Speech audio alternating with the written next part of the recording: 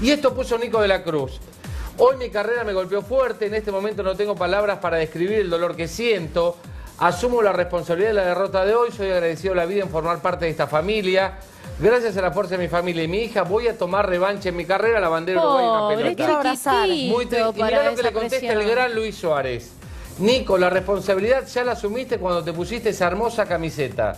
Somos un equipo, una familia, y cuando se erra, erramos todos. Ay, muy bien. Ahora toca seguir trabajando y estar orgullosos de cómo dejaron el país. Vamos arriba, Nico, firma Luis Suárez. Espectacular.